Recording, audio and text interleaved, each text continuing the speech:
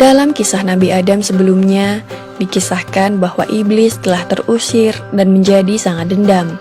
Nabi Adam kemudian mendiami surga, di mana beliau tidak akan kelaparan, tidak akan sakit, dan tidak akan merasakan panasnya matahari. Setelah sekian lama tinggal di dalam surga, Nabi Adam merasa kesepian, walaupun sudah bersama dengan para malaikat. Dengan kehendak Allah, Nabi Adam mendapat seorang pendamping di dalam surga.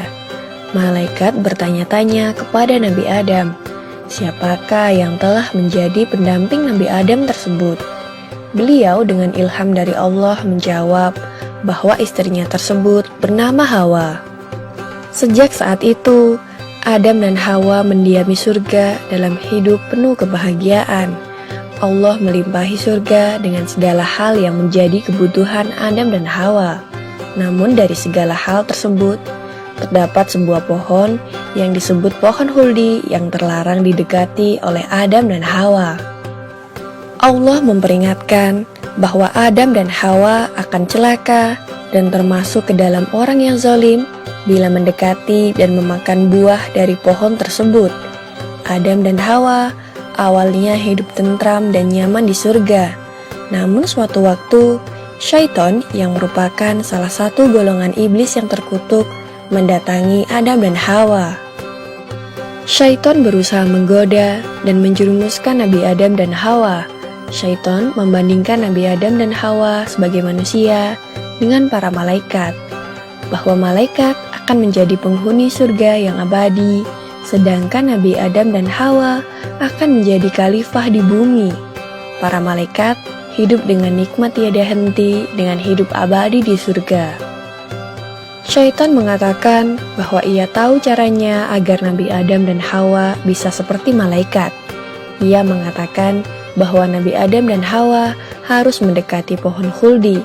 Syaitan juga membujuk mereka untuk memakan buah dari pohon tersebut. Akhirnya Adam dan Hawa tergoda untuk memakan buah dari pohon khuldi.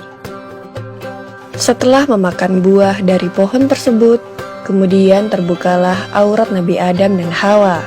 Karena muncul rasa malu, dengan susah payah Nabi Adam dan Hawa berusaha menutupi aurat yang tampak itu dengan dedaunan yang ada di sekitar mereka. Seketika sadarlah Nabi Adam dan Hawa akan kesalahan yang telah mereka perbuat. Larangan yang Allah peringatkan justru tidak dihiraukan. Pohon yang sama sekali tidak boleh didekati justru dimakan buahnya. Rasa penyesalan pun muncul. Nabi Adam dan Hawa kemudian bertobat dan memohon ampunan Allah.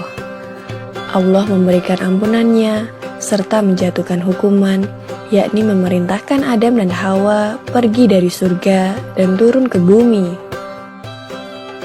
Berbekal pengetahuan dan beberapa kalimat dari Allah, Nabi Adam dan Hawa turun ke muka bumi.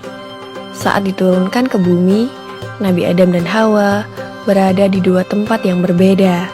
Nabi Adam merasa kehilangan dan mencari-cari keberadaan Hawa, sedangkan Hawa juga mencari-cari keberadaan Adam.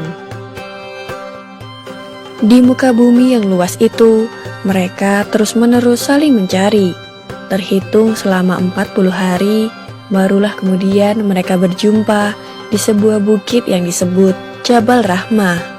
Nabi Adam dan Hawa akhirnya berkumpul dan menyatu kembali seperti sewaktu mereka di dalam surga. Allah kemudian menjadikan Adam sebagai seorang nabi pertama di muka bumi. Nabi Adam dan Hawa kemudian dikaruniai beberapa keturunan. Hampir semua anak Nabi Adam dan Hawa terlahir sebagai anak kembar, laki-laki dan perempuan. Setelah beberapa pasang anak Nabi Adam dan Hawa lahir, mereka semua hidup sesuai dengan ajaran dan petunjuk-petunjuk dari Allah. Nabi Adam mulai mengajarkan kepada anak-anaknya agar mengikuti perintah Allah. Selain itu, beliau juga mengingatkan bahwa manusia memiliki musuh yang nyata dan abadi, yakni syaitan yang terkutuk. Golongan iblis, yakni syaitan, tidak akan pernah berhenti dan tidak akan pernah menyerah sampai hari kiamat untuk mengajak keturunan Nabi Adam kepada kesesatan. Demikianlah kisah Nabi Adam alaihissalam memakan buah khuldi yang membuat beliau diturunkan ke bumi. Di video selanjutnya akan dikisahkan bagaimana Nabi Adam alaihissalam menyelesaikan pertengkaran kedua putranya yang bernama Qabil dan Habil. Nantikan kisahnya hanya di channel YouTube Anak Muslim.